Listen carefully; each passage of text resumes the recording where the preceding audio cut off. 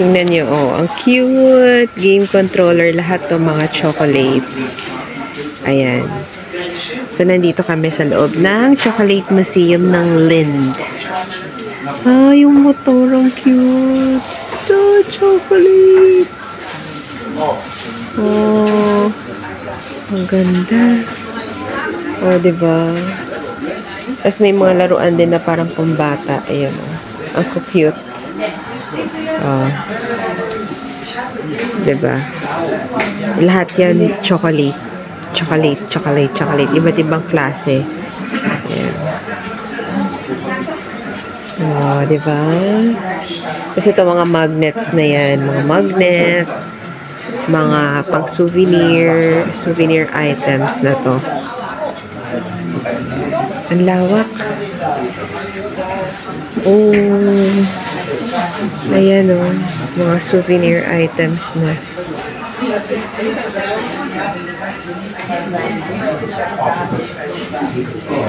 Cute ng bag. Pink. Ito oh. Cute. 2 euros lang ng mga lollipops. Ang dami. Ang cute po. Ayan. Belgian chocolates. Ooh. Belgian chocolate to mga lollipops. Ang dami. Iba't ibang klase, oh. Wow. Ang dami. Tingnan mo, oh. Germany chocolate. Wow. Grabe, mga truffle. Wow.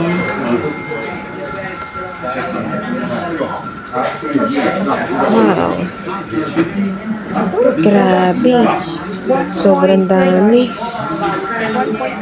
Itatry namin yung mga lollipop nila dito. Mga masarap. Lollipops. Ayan na to, Dutch. Oo. Oh. Ito. 2 nakalagay. 2.99. Ayan. Belgian chocolate. May game controller dyan na chocolate. Tingnan nyo. May rocket chip dyan. Tingnan mo.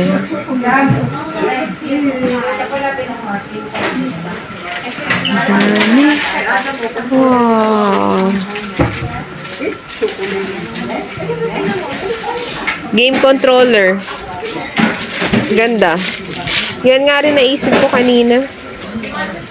Wow. Different kinds of chocolates, different flavors, and they also have souvenirs, cakes.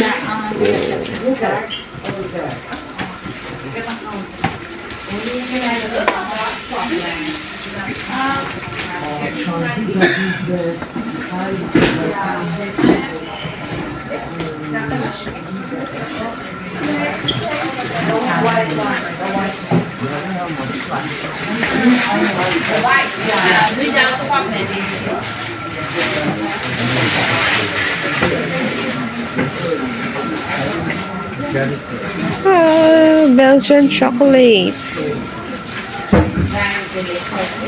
Oh, happy birthday! Ang cute!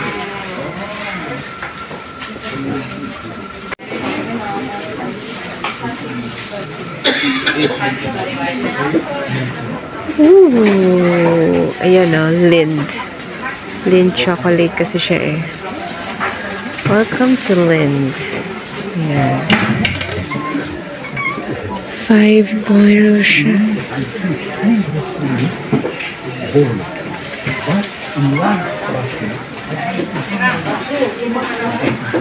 Wow, ang dami, ang lawak niya guys.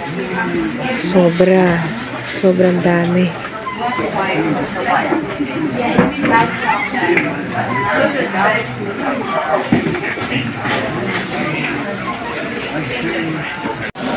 Wow, let's go inside.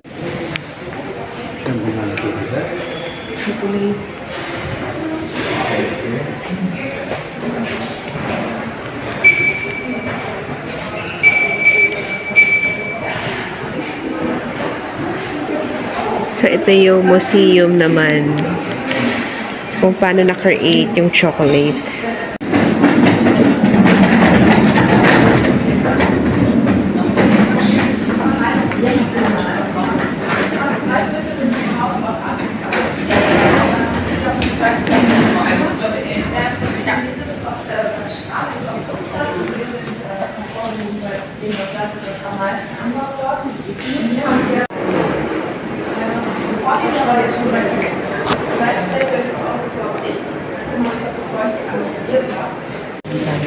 So, ito, first is sina-harvest nila and kina-collect nila yung mga cacao. Tingnan nyo naman, oh. Wow! Amazing! So, ito na siya, oh. Wow! Then, second is, binubuksan na nila and nire-remove. Yung, ayan. Opening and removing. The fruits are open using machetes. Ayan. Pieces of wood or stones. The pulp is removed together with the cacao beans. Everything is then put into buckets, sacks, or baskets. Ayan. Wow. Then third, fermenting na. Ayan. Ferment nila. So, ayan, fermenting cocoa beans. Oh. Then, dinadry. Drying. Ayan, kung makikita mo, dinadry na siya. Wow. Tapos sa kanila igagra. Ay, nasa susunod. Stick doon. After. Nasa number 5. Ayan ang boat. Ang boat.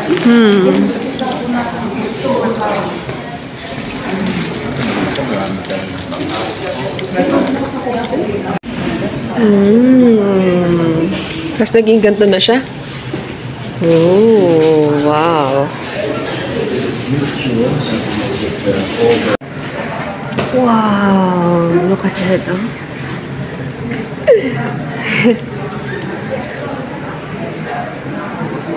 The mother. Ayan na siya, oh, pag na-process. Wow. Almost. Almost. Malapit na. So, pa-chocolate na siya. Wow. Ayan, nag-prepare na yung tray. Tapos, ang next nga is dito na. Nire-refillan na.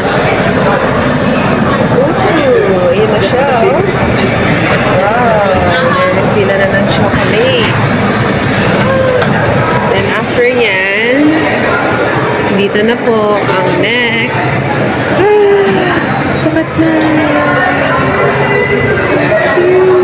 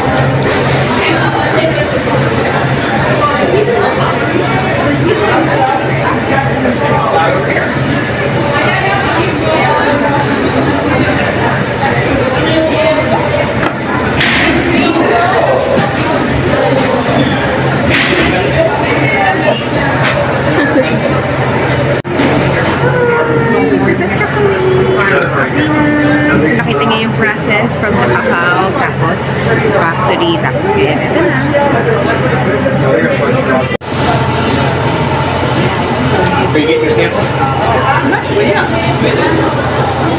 Si Ate Sue. Kuha ng chocolate.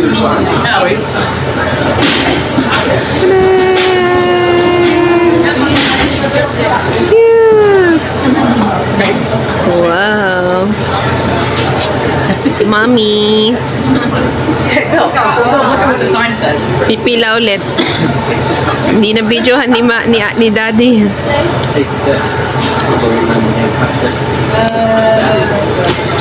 When that machine swings over and puts the chocolate, I don't know, there, he won't do it unless the other one's moved ahead.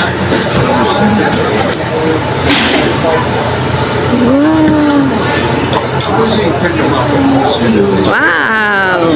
Bear puts it over here and it looks like sideways and left.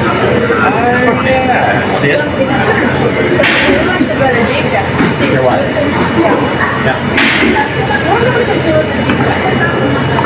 Part goes back. I suspect it goes back into I suspect it goes back into They're probably a real heavy set guy.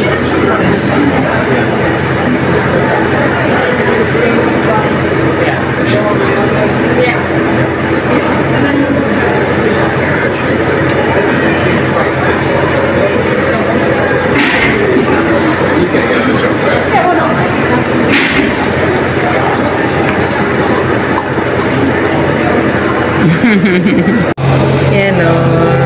Wow! So, from here, biglang naging ganun na siya. Oh, may wrapper na. Wow! Bigyan niya tayo. Thank you. Thank you. Thank you. Wow! Hi! Nandito kami sa Chocolate Factory. Sarap. Fresh.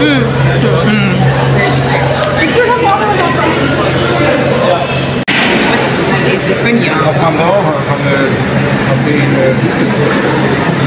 litterpinten.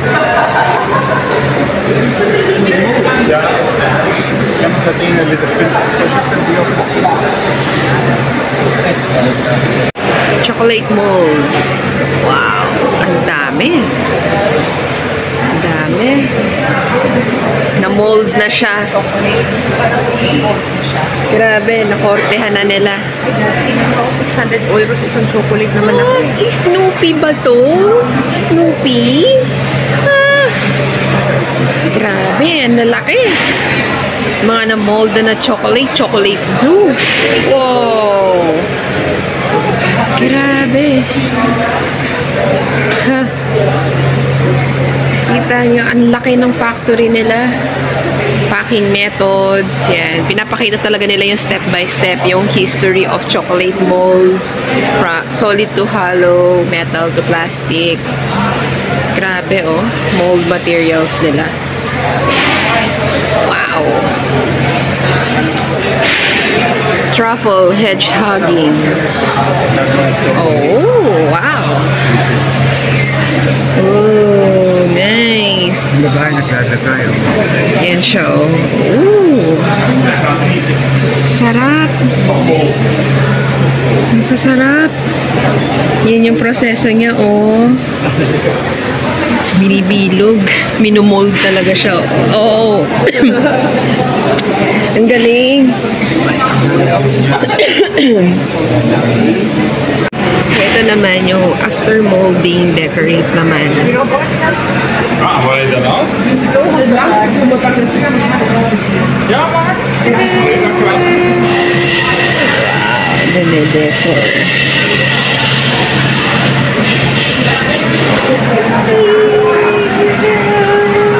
Wow, yung mga pang-decors, mga toppings. Sarap! Yum, yum! Yeah.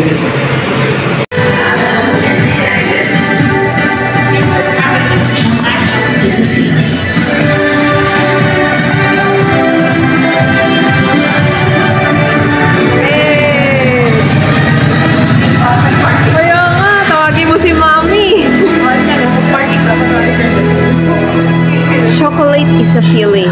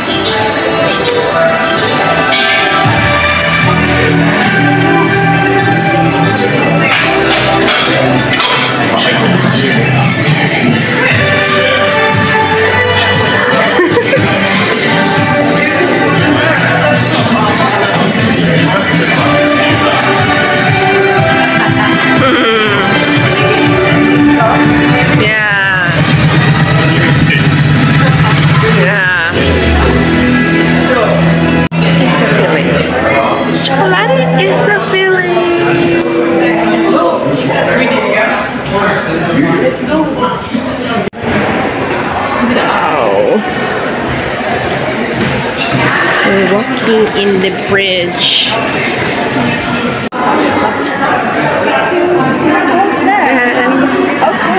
Thank you. Thank you. Pabalik na kami. Sasakay kami ng train ulit. ng chocolate train. Thank you so much sa Chocolate Museum ng Lind. Ang ganda, grabe. Ang lawak. The church is also called Skipper Church because the late Gothic skipper Madonna is venerated there. During the Second World War, the church remained relatively undamaged. Only the roofs were destroyed. Fortunately, the vaults with their valuable frescoes remained intact.